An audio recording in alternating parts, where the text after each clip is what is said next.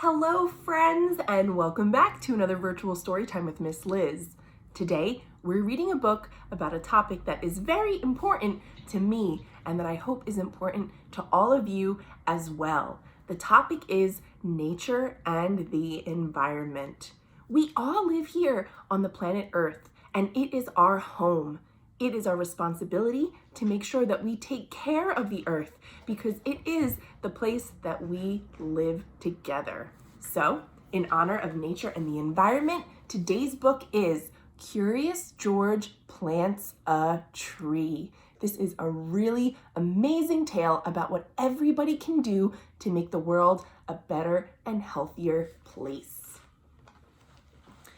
You'll see on the inside cover, there is a list of ways that everyone in your family can conserve energy and resources. At the end of the story, we'll go through this list together. So hang tight after the story to hear more about what you can do to be a good citizen and steward of the environment. For now, we're going to read the story. It is based on Margaret and H.A. Ray's classic Curious George books. Curious George Plants a Tree. This was written by Monica Perez and illustrated in the style of H.A. Ray by Anna Grossnickle Hines, and it's published by Houghton Mifflin Harcourt Publishers. Here we go. George was a good little monkey and always very curious. Today was a good day to be curious.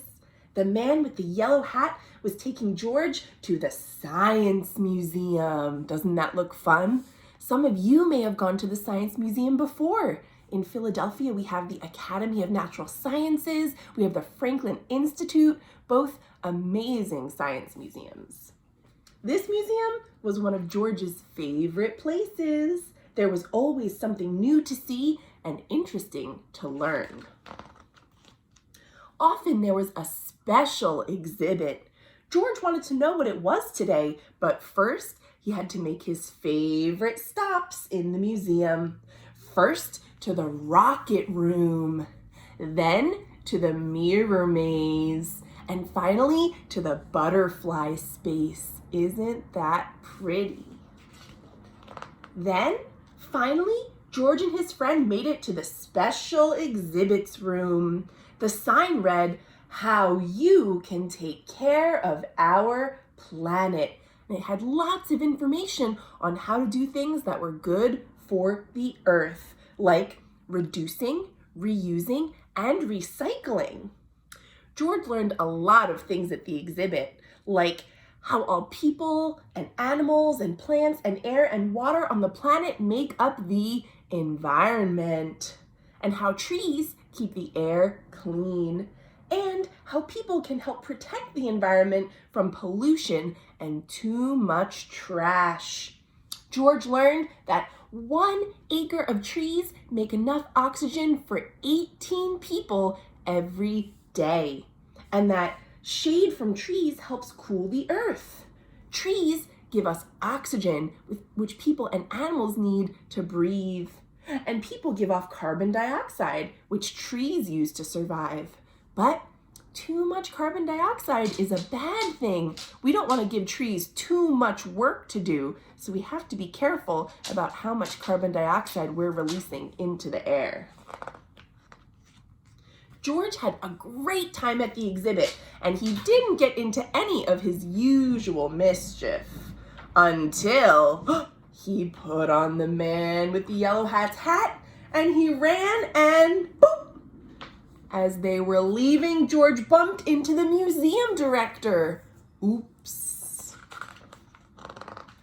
But Dr. Lee wasn't upset. She looked happy to see him. "How is my best monkey visitor?" Dr. Lee asked George. "I'm so glad I ran into you.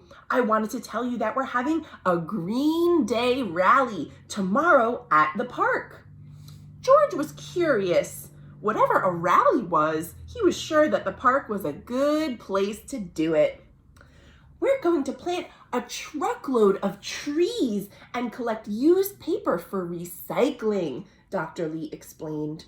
"We didn't have much time to advertise, but we need lots of volunteers. How would you like to help out?" Ooh, there was nothing George liked more than to help. What a great idea, the man agreed. We'll be there. That night, George was ready to do his part for the recycling drive. He gathered every newspaper in the house. He stacked old mail on top of the papers. He piled empty cardboard boxes and food containers on top of that. What a heap! What more could he add? George scratched his head. Then he took several books off his bedroom shelf.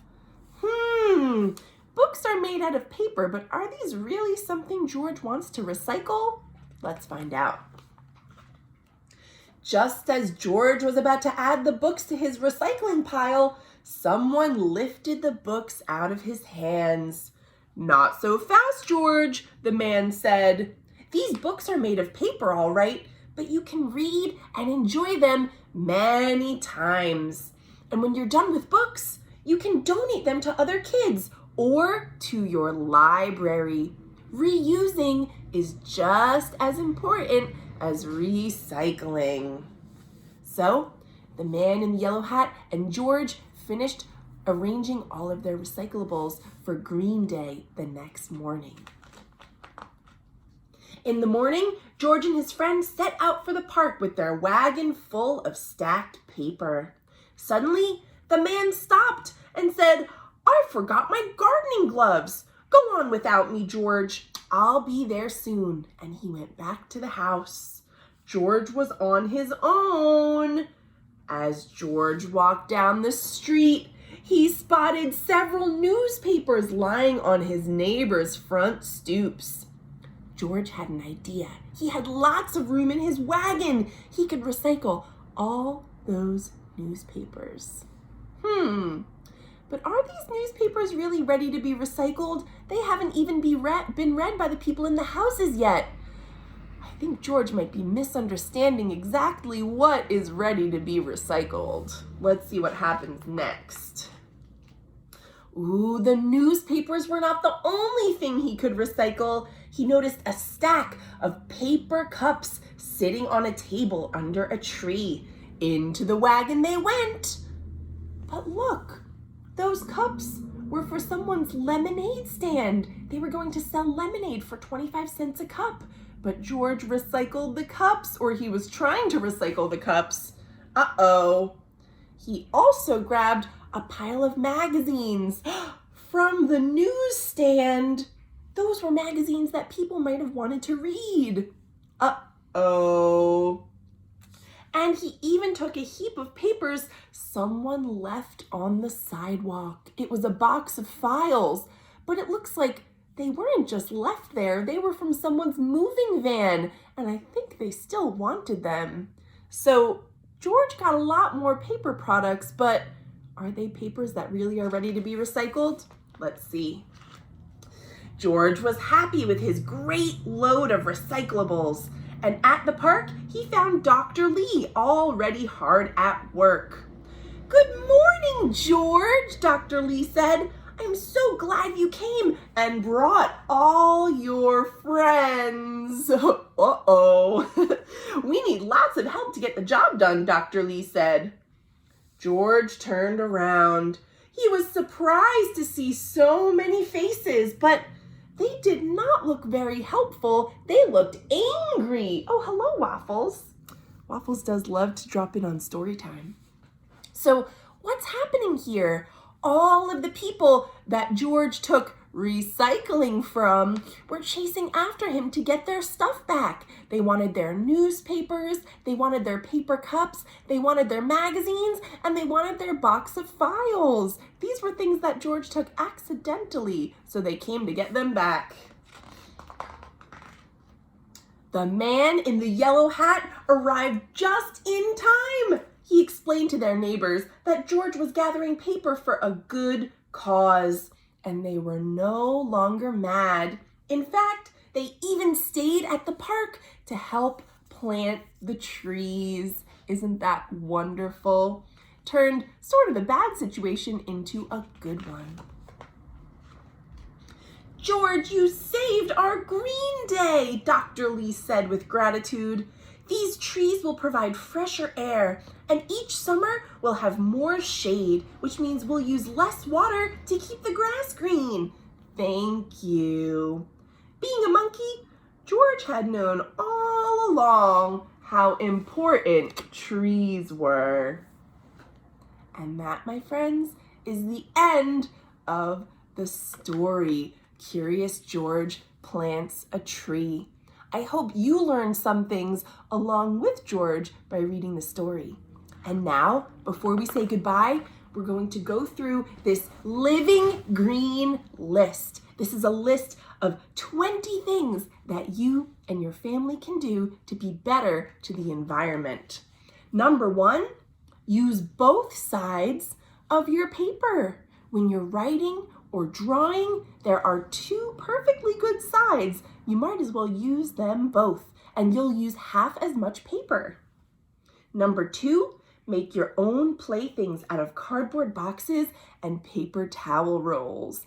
I know a paper towel roll makes a great telescope for playing space or pirates. That's just one idea. Number 3, talk to your teacher or your parents about recycling. If you don't already recycle at home or at school, now is a great time to start. Number 4, donate your gently used books to the library. At Queen Memorial Library, we have a free book box where people can give and take gently used books for free. And that's a great place to bring your used books. Number 5, donate your gently used clothing to a charity.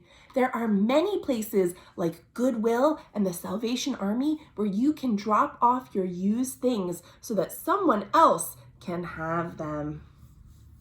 Number 6, at mealtimes, don't take more food than you can finish. Finish what's on your plate before you go for more. That way, we don't waste food by having to throw it away. Number 7, turn off lights, air conditioning, and heat when not in use. All of those things use power and energy and takes away from the earth. The less we use, the better it is for the environment. Number 8, look for the recycling symbol on packages when you shop. It's better to use packages that can be recycled rather than ones that go straight into the trash. Number 9, fill the bathtub up only halfway. Sometimes you really don't need all that water. Number 10, turn off the sink faucet while brushing your teeth. This is something that I still forget sometimes. If you're not using the water, turn it off. Never let the water run. Number 11, ask your parents to buy rechargeable batteries. These are batteries that you can use over and over. Number 12, use old kitchen containers and utensils as sand and water toys. That's a great idea. Number 13, volunteer to help clean up your local park. Especially in Philadelphia, parks sometimes need a little help to stay clean, and you could be the one to help. Number 14, open the curtains during the day to let the sun warm your house, and close the curtains at night to keep the heat in. Number 15, take care of your houseplants. They help purify the air. You can see that I have a plant behind me up there called an aloe plant. It's taking in carbon dioxide and it's giving oxygen to me and my pets. Number 16, make your own birthday and holiday cards. You don't have to buy them from a store. You can make them from things that you already own. That's a way to reuse and reduce. Number 17, use newspaper comics to wrap gifts. It's perfect for wrapping paper and you don't need to buy more paper at the store. Number 18, if you live near your school, walk or bike instead of driving. That also goes for visiting your friends or visiting stores and other places. If you can walk or bike instead, that's a great way to save resources.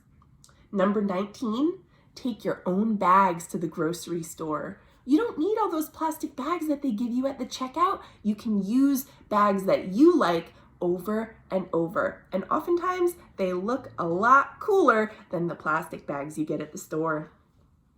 Number 20, help plant a tree and watch it grow. That was all 20 Living Green tips. And on the back of the book, it says 6 steps for planting a tree. Really, really easy. Step 1, dig a hole. That's where the tree will go, of course. Step 2, remove the burlap from the root ball and stand the tree in the hole. Step 3, fill in the dirt, tamping lightly as you go. Step 4, put stakes around the tree to help it stand tall and straight. Step 5, give the tree water. Step 6, put mulch on top of the dirt. And that is how you can plant a tree, just like George did in this story. Friends, we learned a lot today in story time, and I thank you all for reading along with me today. I will see you tomorrow for more great books. Thanks for watching.